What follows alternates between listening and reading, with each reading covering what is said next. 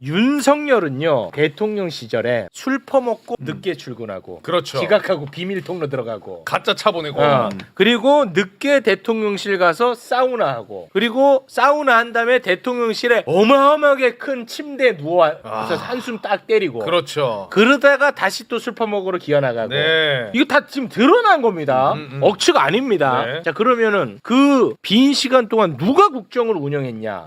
윤석열 그렇게 놀고 있을 때 과장이 아니고 실제 김건희가 국정을 운영했더라. 관련해서 오늘 이야기를 저희에게 전달해 주시기 위해서 바쁜 시간 쪽에서 나와 주셨습니다. 네. 뉴스타파의 앵커입니다. 이명선 기자님 뜨거운 박수로 맞이합니다. 네. 안녕하십니까, 뉴스타파 이명선입니다. 오랜만에 본격적인 뵙네요. 이야기에 앞서서 일단 예. 사과 말씀 하나 올립니다. 네. 어제 저희가 모셨는데 그래요? 예, 그 기자회견 문제로 대통령 네. 기자회견 문제로 좀 길어져가지고 네. 함께하지 못했다는 그냥 점 갔어요, 왔다가? 대단히 사과. 아니 괜찮아요. 충분히 불러주시는 것만도 감사한데 그렇지 않습니다. 어제 아쉬웠던 거는 네. 그 봉지욱 선배를 오랜만에 만났는데 밥 사주겠다고 호텔 뷔페를 갔어요. 오. 그래서 제가 이거 준비한다고 일찍 일어났거든요. 30분 먹고 나왔거든요. 너무 아쉬운 거예요. 호텔 그래서 뷔페인데. 봉지욱 이거는 선배랑 아니네. 밥을 오랫동안 못 먹었다. 괜찮다고 하면서 센 얘기를 하시네. 제가 욕 많이 먹겠는데요.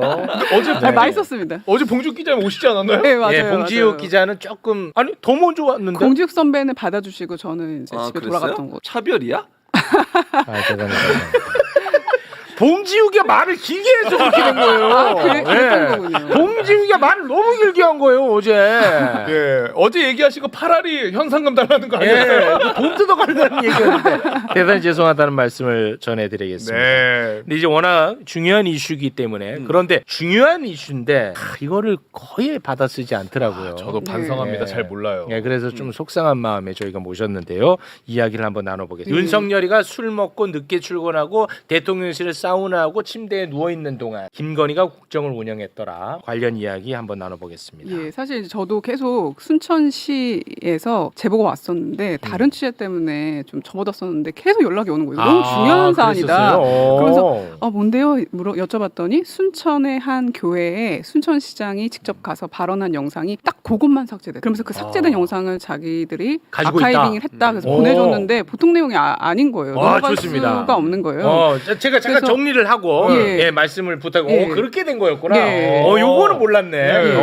자 검사 출신으로 너네 동네 이야기야 이놈의 자스가 검사 순천, 출신으로 무려 3번이나 순천시장을 지금 하고 있는 네. 현지. 노관규 시장이라고 있어요. 노관규 검사 출신입니다. 이 사람이 김건희에게 자기 지역 현안 보고를 합니다. 김건희한테요? 김건희한테 현안 보고? 아무도 아무것도 아닌 여자 김건희 본인이 그렇게 표현한 겁니다. 네? 현안 보고하고 보고하니까 바로 예산이 뻥튀기 됐더라. 이런 얘기입니다. 자 일단 그래서 이거는 막 그냥 근거 없는 얘기가 아니라 노관규 시장이 어느 교회에 가서 이거를 본인 입으로 떠들어요. 직접 그 영상이 삭제가 됐다고 하는데 이게 저장이 어디 돼 있었다네요. 예. 제보를 뉴스타파가 받아서 공개를 한 겁니다. 함께 보시죠. 애니메이션 산업을 300억짜리인데 그래본들 국비 150억 도 CD에서 150억에서 2억을 일단 받아왔어 고리로. 근데 그것 가지고는 아무것도 못해요.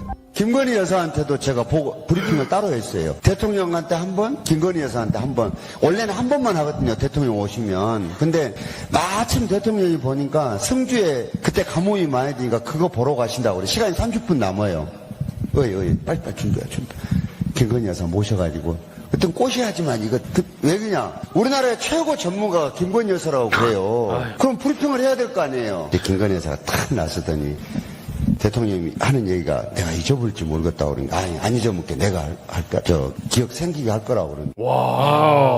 근데 이 노관규가 이게 거짓말일 수도 있잖아. 네. 그럴 수도 있잖아. 그럴 수 있지. 근데 노관규 시장이 실제 김건희를 만났습니다. 언제냐면 이게 우리한테도 엄청 익숙한 사진이야. 그래요? 윤석열 김건희가 순천만에 가가지고 찍은 사진. 이거 저때 만난 거야. 저때 만난 사진도 올려주세요.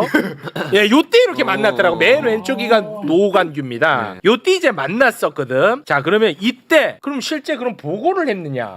아니면 노광규 혼자서 저렇게 떠들고 다니냐? 네. 요것만 해결되면 되잖아. 그렇죠. 순천시 고위 공무원이 과거에 실제로 노광규가 김건희에게 보고했다라는 말을 한 영상이 있었어. 영상 보겠습니다. 3월 30일 날 개막식 때 김건희 여사님, 윤 대통령 오셨을 때 시장님이 직접 가장 그 관심이 있는 김건희 여사님한테 애니메이션 클러스를 좀 확장해주라는 요청을 했거든요. 와, 이게 직원까지도. 있었어. 실제로 그래서 보고하고 예산 확 증가됩니다. 자, 지금 총액이 직보 전 300이었는데 김건희한테 직보하니까 390억? 국비도 150에서 195억. 지방비도 150에서 195억. 이 대박 보도 아니야? 이거를 우리 기자님이 했다니까. 부패 안 먹어가면서. 이 대박 보도야. 근데 아무 데도 안 받아. 이거는 다 받아 쓰고 막 난리 나야 되는 거 아니에요? 이것도? 이제 부연해 주십시오. 이게 지금 최종적으로는 300억. 이 사업이 뭐냐면 애니메이션 클러스터 조성 사업이라고 애니메이션이나 웹툰 기업들을 그 순천시에 유치하는 겁니다. 이게 되게 좋은 사업 내용을 네, 그렇죠. 가지고 있어요. 네. 근데 이게 애초에는 300억 짜리였는데 근데 윤석열, 김건희 특히 김건희 여사에게 보고한 이후에 2천억으로 투자 예산비가 바뀌어요. 처음에. 2천억까지 네, 올라가요? 지금 최종적으로는 390억이라고 390억 이- 썼지만 네. 그래서 2천억짜리로 준비를 합니다. 그래서 지금 제가 멘트에 와. 뭐 담진 않았지만 이게 300억짜리가 2천억으로 불어요. 여러분 박수 한번 쳐주세요. 이렇게 되거든요. 원래 멘트가. 와. 그 실제로 내부 문서를 보니까 순천시에서 2천억으로 그 투자 그 기획을 짜고 그 다음에 최종적으로는 390억으로 돼서 이제 390억으로만 제가 보도를 한 건데요. 그래서 이 사업의 단장도 똑같이 얘기합니다. 와. 그래서 처음에 이제 노광규 대박이네. 시장님이 혹시나 어떤 압박 때문에 그 노광규 시장님이 직접 김건희 여사에게 보고할 수밖에 없는 상황이 있었던 건가? 그래서 여쭤보려고 문자했더니 약간 굉장히 좀 약간 공격적으로 답변을 하시는 거예요. 그래서 뭐가 문제입니까? 뭐 이런 식으로 나오시더라고요. 그래서 아니 순천시 시민들 입장에서는 아무리 국비를 늘린다고 해도 그렇게 여사에게 보고하는 게 부적절하다고 느끼지 않을까라는 생각에 이제 이 기사 작성을 해야겠다 이렇게 생각을 한 거죠. 한심한 거죠. 네. 그렇죠. 그러니까 우리가 알게 모르게 뭐 지자체장이든 뭐건 간에 김건희를 다 대통령으로 대우를 했던 거야. 그런 난 거야. 그게 너무 괘씸하더라고요. 그래서 이제 이게 더 중요한 대목이 뭐냐면 좀 기사에 담지 않았지만 MBC가 굉장히 중요한 보도를 최근에 했었습니다. 그게 예. 뭐냐면 2023년 8월에 김건희가 밤 10시가 넘어서 박보균 당시 문체부 장관에게 직접 전화를 걸었다고 해요. 네, 김건희의 그 통화 내역이 MBC를 통해서 공개가 됐는데 김건희가 막 통화를 합니다. 이거 되게 재밌어요. 봐봐요. 23년 8월 24일 밤 10시 21분에 박보균 문체부 장관한테 김건희가 전화를 하고 23년 7월 25일에는 단국대의 김성원 교수에게 전화를 하는데 저 사람이 11월에 문체부 산하 국립세계문자박물관 초대관장으로 임명이 됩니다. 또. 와. 그리고 23년 8월 16일 요거 대박입니다. 예. 애니메이션 제작사 김일호 대표한테 김건희가 또 전화를 하는데 네, 바로 다음 날. 다음날 문체부 산하의 국립 심포니 오케스트라 이사장으로 임명이 된다. 그러니까 이거 임명권자야. 와 대박이다 이거. 아, 네. 예. 그래서 8월에 김건희와 박보균 당시 장관이 통화를 했다는 거잖아요. 그것도 네. 김건희 여사가 전화를 걸었다는 그렇습니다. 거잖아요. 김건희가 한 겁니다. 그리고 나서 아까 이 사업이 잠깐 2천억이 됐던 적이 있었다고 그러잖아요. 네네네네. 예정비가. 네. 그 다음 달 그 보고서에 순천시 보고서에 2천억으로 등장을 해요. 그러니까 이제 의심할 수밖에 없는 거죠. 박보균한테 직접 전화를 해서 이 사업이 늘려.